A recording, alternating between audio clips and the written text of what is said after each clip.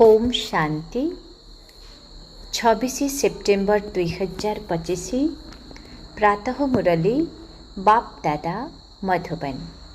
बाबा कहते मीठे बच्चे सर्वदा यही स्मृति रहुजे आमे श्रीमत आधार रे निजर सत्ययोगी राजधानी स्थापन करुछु, तेबे मन भितरे अपार खुशी रहिबो। बाबा कहते मीठे बच्चे सर्वदा स्मृति रहुजे आमे श्रीमत आधार रे निजर सत्ययोगी राजधानी स्थापन करुछु, तेबे मन भितरे अपार खुशी रहिबो। आजिर प्रश्न, एही ज्ञान रूपक भोजन केउ पिलामानंकर हजम होई पारिबो नाही? एही ज्ञान रूपक भोजन केउ पिलामानंकर हजम होई पारिबो नाही? उत्तर, जेउ माने भूल कर्म करी छी छी अर्थात पतित विकारी होई पुणी श्रेणी रे आसी बसुछंती, सेमानंकर ज्ञान हजम होई पारिबो नाही। सेमाने मुखरे कदापि कहि पारिबे नाही जे भगवान ओ बाच काम विकार महाशत्रु अटे। सेमानंकर हृदय भितरे भितरे आंदोलित हेउथिबो, सेमाने आसुरी संप्रदायर होई जाई थांते। ओम शांति। बाबा बसी आत्मिक संतान मानंकु बुझाउछंती से केउ पिता अटंती। सेही बाबांकर महिमा तुम पिलामानंकु करिबा दरकार। गायन मध्य करा जाउछि, सत शिव बाबा, सत शिव टीचर, सत शिव गुरु। से तो सत्य अटंती ना? तुम्हें संतान माने जानिछ जे आमको सत्य शिव बाबा मिलिछंती। आमे पिला माने वर्तमान श्रीमत आधार रे एक मत हेउछु, तेणु श्रीमत आधार रे चालिबा दरकार ना। बाबा कहउछंती प्रथमे देही अभिमानी हुओ एवं बाबांकु मने पकाओ। तुमे तांको जेते मने पकाइबो तुमर सेते कल्याण हेबो। तुमे पुनर्बार निजर राजधानी स्थापन करुछ। पूर्वरु मध्य आमर राजधानी थिला। आमे देवी देवता धर्मावलंबी माने ही 84 जन्म भोग करी अंतिम जन्मरे एबे संगम जुगरे अछु। एही पुरुषोत्तम संगम जुग विषय रे तुम मानंक व्यतीत आउ काहाकु हेले भी जଣା नाही। बाबा केते पॉइंट्स देउछंती, हे संतान गण, जदि भल भावरे मोते मने पकाइब तेबे बहुत खुशी रे रहिब। किंतु पिला माने बाबांकु मने पकाइबा बदल रे यही दुनियार प्रभाव रे आसी जाउछंती। एहा स्मृति रे रहिबा दरकार जे आमे श्रीमत आधार रे निजर राज्य स्थापन करुछु। गायन मध्य करा जाइछि, सर्वोच्च भगवान तांकर ही श्रीमत सर्वोच्च अटे। श्रीमत कौन शिखाई थाए? सहज राजयोग। बाबा राजपद पाई आमको पढ़ाउछंते, तेणु निजर पितांक द्वारा सृष्टिर आदि मध्य अंत को जानी पुणी दैवी गुण मध्य धारण करिबार अछि। बाबांक सहित कौनसी कथारे सामना करिबा उचित नुहे। बहुत संतान निजको सेवाधारी भावी अहंकारी होई जाई थांते। एही भली बहुत अछंती, पुणी केउठी केउठी हारी गले निशा छाड़ी जाई थाए। तुमे माता माने तो किछि पढ़ी नाह, पढ़ी थिले तो चमत्कार करी देखाई थांत। पुरुष मानंक भितरे पुणी पाठुआ किछि अछंती। तुमे कुमारी माने केते ना करिबा दरकार। तुमे श्रीमत आधार रे राजधानी स्थापन करिथिल, नारीरु लक्ष्मी होइथिल, तेणु केते खुशी रे रहिबा दरकार। एठारे तो देख, पाई पैसार पाठ पढ़ारे जीवन को भी समर्पित करि देउछंती। आरे तुमे गोरा हेउछ, पुणी कला तमो प्रधान दुनिया रे काहेकि मन लगाउछ? एही श्मशान रूपी दुनिया रे मन लगाइबा उचित नुहे। आमे तो बाबांक ठारू संपत्ति नेउछु, पुरुणा दुनिया रे मन लगाइबा अर्थात नर्क को जीवा। बाबा आसी नर्करु रक्षा करुछंती, तथापि मुह नर्क आड़कू काहेकि करि देउछ? ତୁମର ଏହି ପାଠପଢ଼ା କେତେ ସହଜ ଅଟେ। ଏହାକୁ କୌଣସି ଋଷି ମୁନି ଜାଣି ନାହାନ୍ତି, ନା କୌଣସି ଶିକ୍ଷକ ନା ଋଷି ମୁନି ଏହି ଜ୍ଞାନକୁ ବୁଝାଇ ପାରିବେ। ବାବା ତ ପିତା, ଶିକ୍ଷକ, ସତଗୁରୁ ଅଟନ୍ତି। ଦୁନିଆର ଗୁରୁମାନେ ଶାସ୍ତ୍ର ଆଦି ଶୁଣାଇଥାନ୍ତି। ସେମାନଙ୍କୁ ଶିକ୍ଷକ ବୋଲି କୁହାଯିବ ନାହିଁ, କାରଣ ସେମାନେ ଏପରି କୌଣସି କଥା କହୁନାହାନ୍ତି ଯେ ଆମେ ଦୁନିଆର ଇତିହାସ ଭୂଗୋଳ ଶୁଣାଉଛୁ। ସେମାନେ ତ ଶାସ୍ତ୍ରର କଥା ହିଁ ଶୁଣାଇବେ। ବାବା ତୁମକୁ ଶାସ୍ତ୍ରର ସାର ବୁଝାଉଛନ୍ତି ଏବଂ ବିଶ୍ୱର ଇତିହାସ ଭୂଗୋଳ ମଧ୍ୟ ବତାଉଛନ୍ତି। ବର୍ତ୍ତମାନ ଏହି ଶିକ୍ଷକ ଭଲ ନା ସେ ଶିକ୍ଷକ ଭଲ? ସେ ଶିକ୍ଷକଙ୍କ ଠାରୁ ତୁମେ କେତେ ବି ପାଠ ପଢ଼, କେତେ ରୋଜଗାର କରିବ, ତାହା ମଧ୍ୟ ଭାଗ୍ୟରେ ଥିଲେ। ପାଠ ପଢ଼ୁ ପଢ଼ୁ ଯଦି ଦୁର୍ଘଟଣା ହୋଇଯାଉଛି, ମରିଯାଉଛନ୍ତି, ତେବେ ପାଠପଢ଼ା ଶେଷ। ଏଠାରେ ତୁମେ ଏହି ପାଠ ଯେତେ ବି ପଢ଼ିବ ତାହା ବ୍ୟର୍ଥରେ ଯିବ ନାହିଁ। ହଁ, ଶ୍ରୀମତ ଆଧାରରେ ନ ଚାଲି କିଛି ଓଲଟା କାମ କରିଦେଲ କିମ୍ବା ତଳକୁ ଖସିଗଲ, ତେବେ ଯାହା ପଢ଼ିଥିବ ତାହା ନଷ୍ଟ ହୋଇଯିବ ନାହିଁ। ଏହି ପାଠପଢ଼ା ତ 21 ଜନ୍ମ ପାଇଁ ଅଟେ, କିନ୍ତୁ ତଳକୁ ଖସିଗଲେ କଳ୍ପକଳ୍ପାନ୍ତର ପାଇଁ କ୍ଷତି ହୋଇଯାଏ। ବାବା କହୁଛନ୍ତି, ପିଲାମାନେ କଳା ମୁହଁ କର ନାହିଁ। ଏଭଳି ବହୁତ ଅଛନ୍ତି ଯେଉଁମାନେ କଳା ମୁହଁ କରି ଛି ଛି ହୋଇ ପୁଣି ଆସି ବସିଯାଇଥାନ୍ତି। ତାଙ୍କର କେବେ ହେଲେ ଏହି ଜ୍ଞାନ ହଜମ ହେବ ନାହିଁ, ବଦହଜମି ହୋଇଯିବ। ଯାହା ଶୁଣିବ ତାର ବଦହଜମି ହୋଇଯିବ। ପୁଣି ମୁଖରେ କାହାକୁ କିଛି କହିପାରିବ ନାହିଁ ଯେ ଭଗବାନ ଉବାଚ କାମ ବିକାର ମହାଶତ୍ରୁ ଅଟେ, ତା ଉପରେ ବିଜୟ ପ୍ରାପ୍ତ କରିବାର ଅଛି। ଯଦି ନିଜେ ହିଁ ବିଜୟ ପ୍ରାପ୍ତ କରିପାରୁନାହାନ୍ତି, ତେବେ ଅନ୍ୟକୁ କିପରି କହିବେ? ନିଜ ମନ ଆନ୍ଦୋଳିତ ହେବ ନା। ତାଙ୍କୁ କୁହାଯାଏ ଆସୁରୀ ସମ୍ପ୍ରଦାୟ।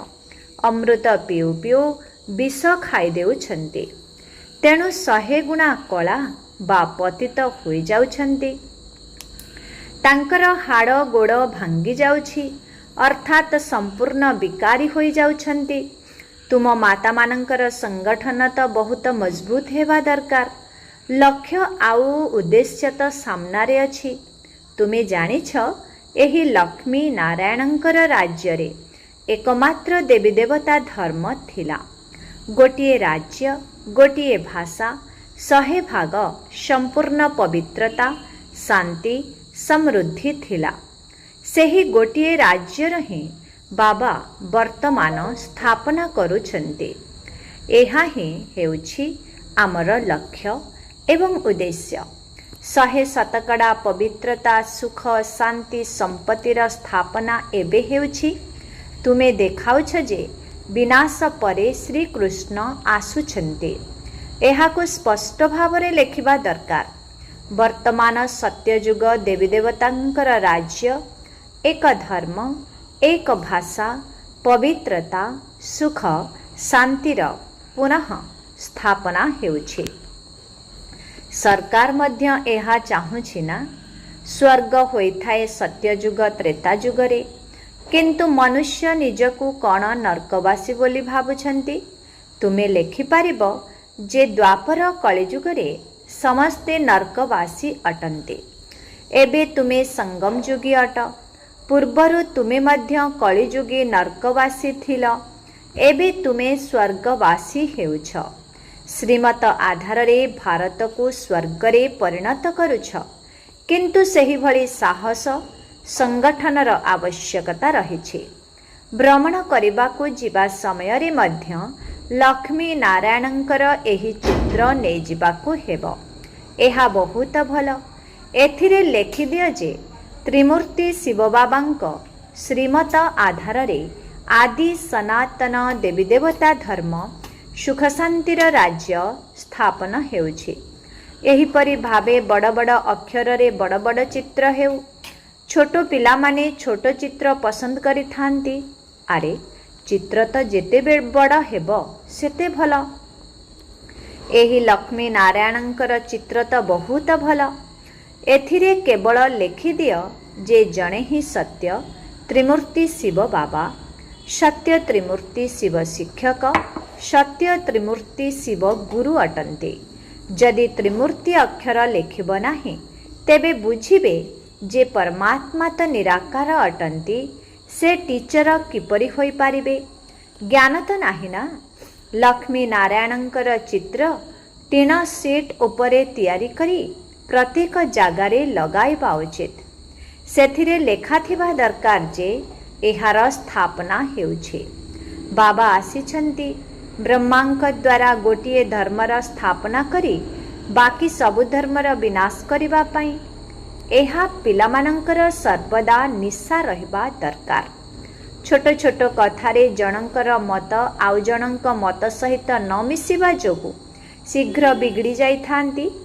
एपरि तो होई थाए, किए केउ आड़कू आउ किए आउ केउ आड़कू, पुणी संख्या गरिष्ठता को प्राधान्य दिया जाई थाए। एथिरे विरक्ति बा नाराज हेबार किछि कथा नाही। पिलामाने रुसी जांती, कुहंती आम कथा मानिले नाही। आरे एथिरे रुसिबार कौन अछि? बाबा तो समस्तंकु खुशी करी थांती। मायार बशवर्ती होई समस्ते रुसुछंती, समस्ते बाबांक उपरे रागुछंती। रुसिबे बा कौन? बाबांकु जानती ही नाही।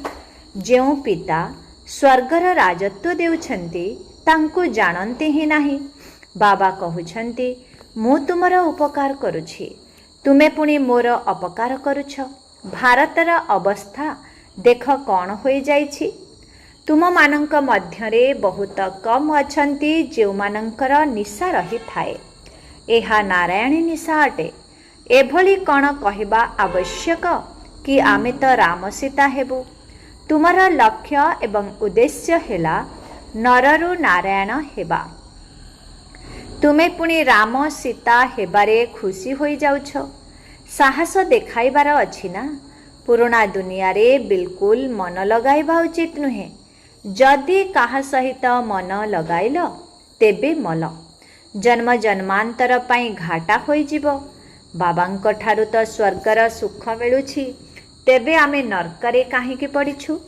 बाबा कहुछंती तुमे जेतेबेले स्वर्गरे थिल सेतेबेले आउ कौनसी धर्म नथिला। एबे ड्रामानुसारे तुमर धर्म ही नाही। केही भी निजकु देवता धर्मर भाबु नाहंती। मनुष्य होई जदि निज धर्म को न जानिले तेबे कौन कुहाजिब?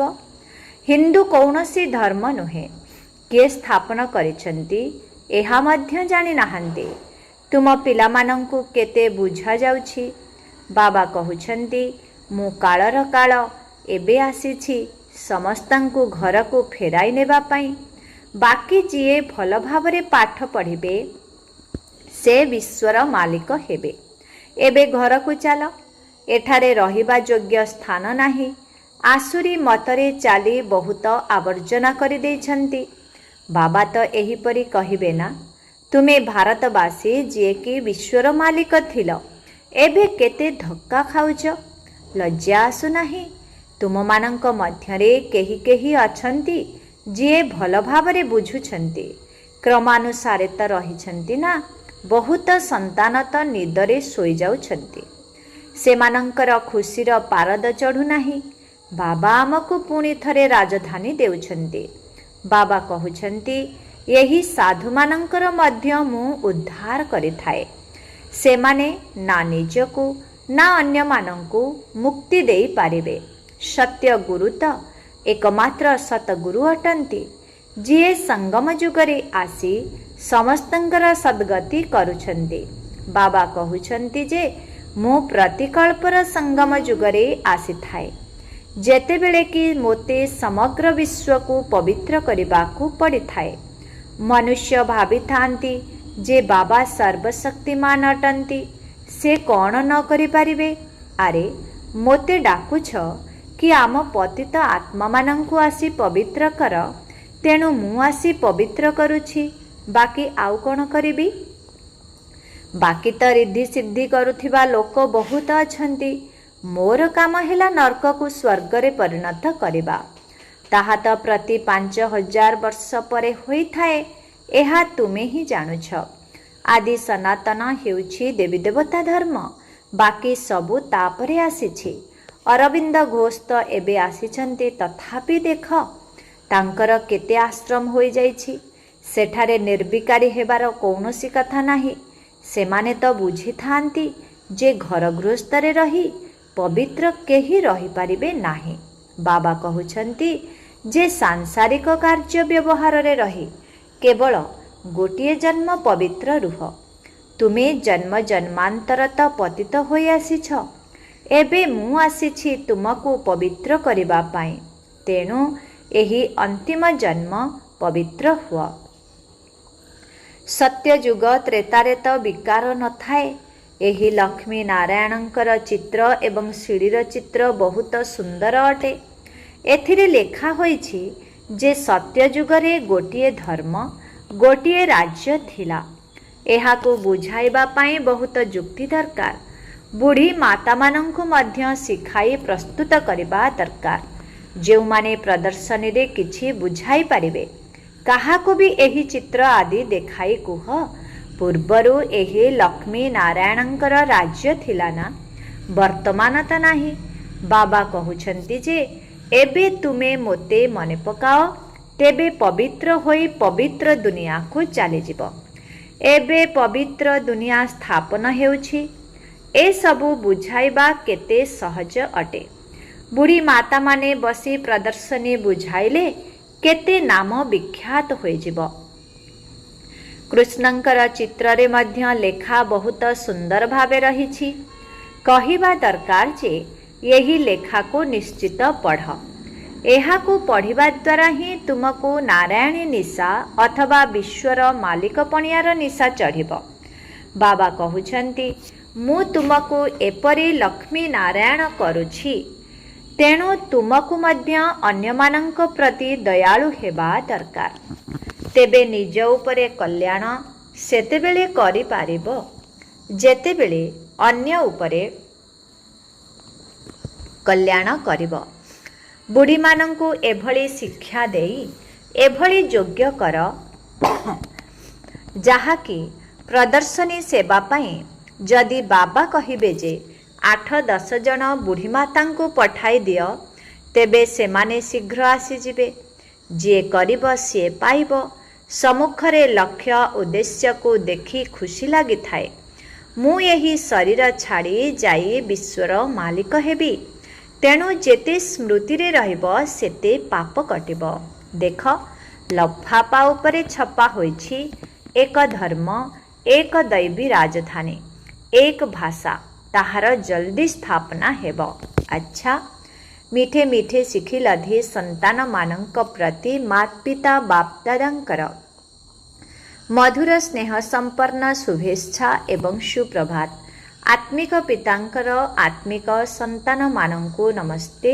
ଆତ୍ମିକ ସନ୍ତାନମାନଙ୍କର ଆତ୍ମିକ ପିତାଙ୍କୁ ଓମ୍ ଶାନ୍ତି। Good morning. ନମସ୍ତେ ନମସ୍ତେ ନମସ୍ତେ ନମସ୍ତେ ନମସ୍ତେ। शुक्रिया बाबा, शुक्रिया। ओम शांति। धारणा पाई मुख्य सार 1 नंबर, केबे भी परस्पर मध्यरे किंबा बाबांक उपरे रुषिबार नाही। बाबा आमको खुशी करिबा पाई आसिछंती, तेणु केबे भी नाराज हेबार नाही। बाबांक सहित मतभेद हेबा उचित नुहे। 2 नंबर, पुरुणा दुनिया सहित पुरुणा देह सहित मन लगाइबार नाही। सत्य पिता, सत्य शिक्षक एवं सतगुरुंक सहित सर्वदा सचोट होई रहिबाकु हेब। सर्वदा एकमात्र बाबांकर श्रीमत आधार रे चाली देही अभिमानी हेबाकु पड़िबो। वरदान, निजर तपस्वी स्वरूप द्वारा समस्तंकु प्राप्ति गुड़िकर अनुभूति कराउथिबा मास्टर विधाता भव। जेपरी सूर्य सारा विश्व को आलोक प्रदान करने सहित आहुरी अनेक प्रकारर प्राप्तिर अनुभूति कराउछि, सेहिपरि तुमे तपस्वी आत्मा माने निजर तपस्वी स्वरूप द्वारा समस्तंकु प्राप्तिर किरणर अनुभूति कराओ। सेथिपाई प्रथमे निजर जमार खाता को बढ़ाओ, तापरे जमा करिथिबा संपत्ति गुड़िको मास्टर विधाता होई देई चाल।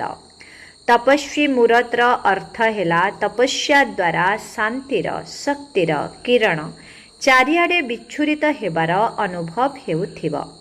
आजिर स्लोगन निजे निर्माणचित होई समस्तंको सम्मान दे चल। एहा ही हेउछि सच्चा परोपकार। ओम शांति। आजिर अव्यक्त इशारा एबे लगनर अग्नि को प्रज्वलित करी जोगर ज्वाला रूपक जोग को ज्वाला रूप कर।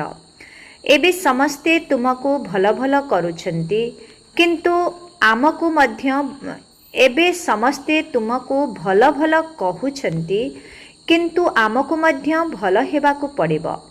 एही भली प्रेरणा सेमानंकु मिलु नाही। तेबे एहार एकमात्र विधि हेला संगठित रूपरे ज्वाला स्वरूप हुआ। प्रत्येक गोटिए गोटिए लाइट हाउस हो जाओ। सेवाधारी अट, स्नेही अट, एक बल एक भरोसा वाला अट। एहा तो सबू ठीक अच्छी किंतु मास्टर सर्वशक्तिवान र स्थिति विश्व सम्मुखरे प्रत्यक्ष हो जाऊ ताहा हेले समस्ते पतंग भली तुम चारिपाखरे घूरी बुलिबे। ओम शांति।